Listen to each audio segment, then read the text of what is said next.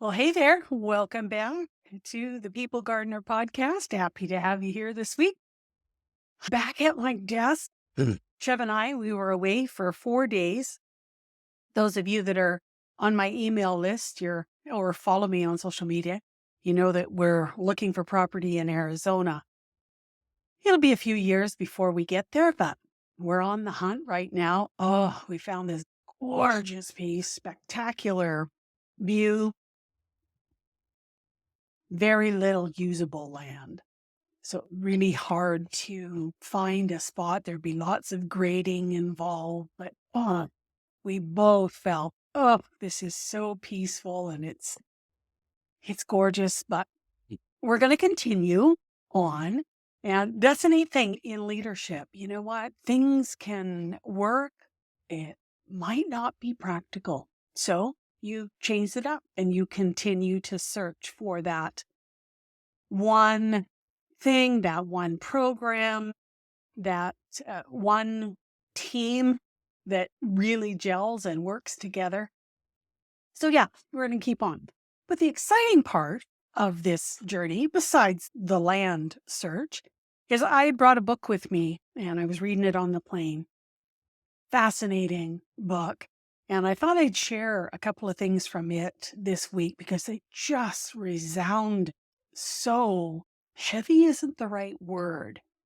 It was so loud for me. The title of the book is The 15 Commitments of Conscious Leadership, a New Paradigm for Sustainable Success.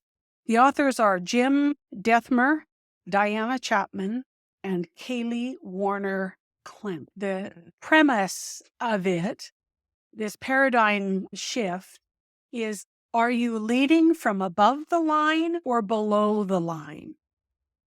And what does that look like?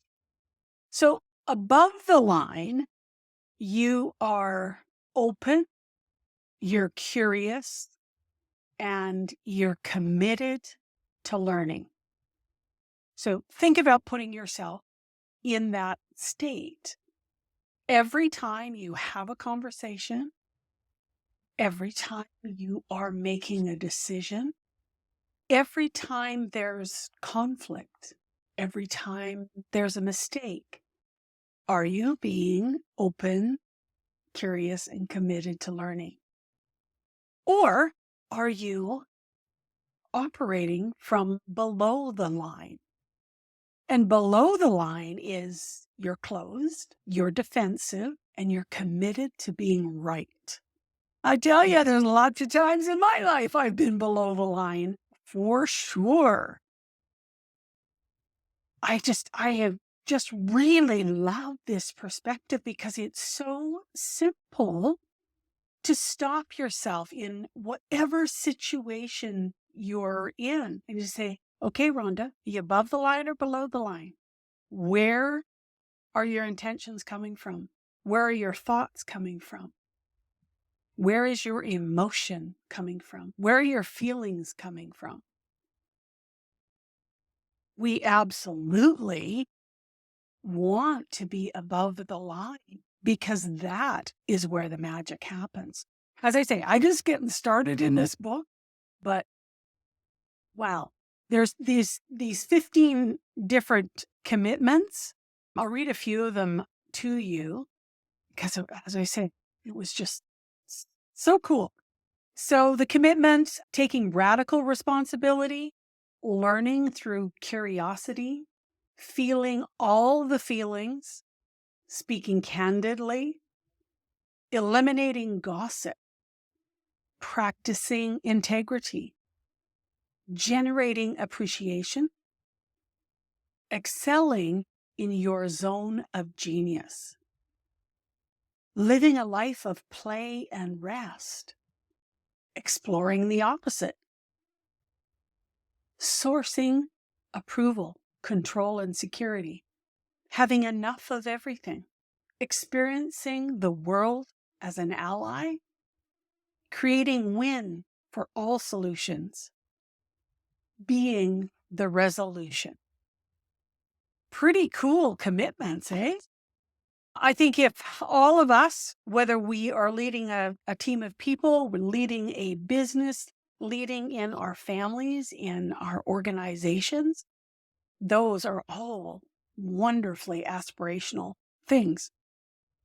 So I've got through the first two commitments, and I want to read the above the line for these, and the above and below the line. So for taking radical responsibility, here's the above the line thinking. Here's the above the line aspirational and intentional part of taking radical responsibility. I commit to taking full responsibility for the circumstances of my life and for my physical, emotional, mental, and spiritual well-being. I commit to supporting others to take full responsibility for their lives. I like that, right? That's above the line. That's very open and committed. It's curious. We're going to be on this journey together. Now, the below the line is I commit to blaming others and myself for what is wrong in the world. I commit to being a victim, villain, or a hero and taking more or less than 100% responsibility. Okay, that's speaking to the closed and defensive and committed to being right. You know, it's so cool when things are written out and it is so black and white and it is so clear. And it's like, yes, this makes so much sense. I need to start operating like this. And then the reality hits, life hits. You find yourself below the line in a hot minute, right? You're in the thick of a situation, in the thick of a conversation, and that reptilian brain of yours just takes over, and before you know it, everything's derailed. One of the things that they really encourage in this book is to do the pause, take a breath, and ask yourself, am I above the line or am I below the line? That way, you are making a deliberate choice to be either above or below. Conscious decision. So commitment 2 was learning through curiosity. So here's the above the line.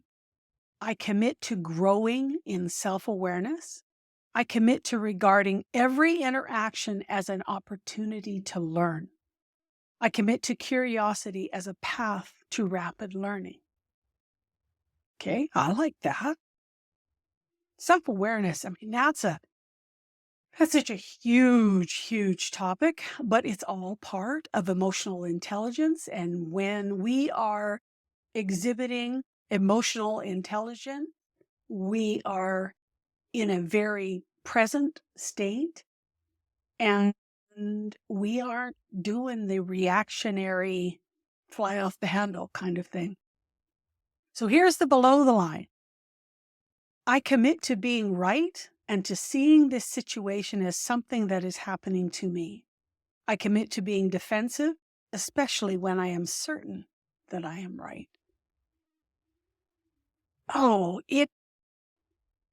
I hope it's not just me. I'm guessing it's you too. That this being right thing, ego, it gets us in so much trouble. Being open, being curious. I just did an interview before I came to record this, and the gal was speaking about your truth, my truth, the truth. We are looking at things based on our beliefs, what we see, the information that we get, the perspective that we have from where we are right now. It's kind of like that. I don't know if you've seen it. I'm going to say it's a cartoon, but it's two people standing looking at each other, and there's a number written on the ground below them. And depending on which person you are, you're either going to say, that's a 6. The other person is going to say, that's a 9. They are both correct from where they're standing, but the implication for us often is, you're wrong, I'm right. When in fact, both parties are right because they are seeing things from a different perspective. So this thing of being right, oh man, it's definitely something that I need to check constantly. So at some point I am going to come back and we'll about a few more of these, but really encourage you. Write this down.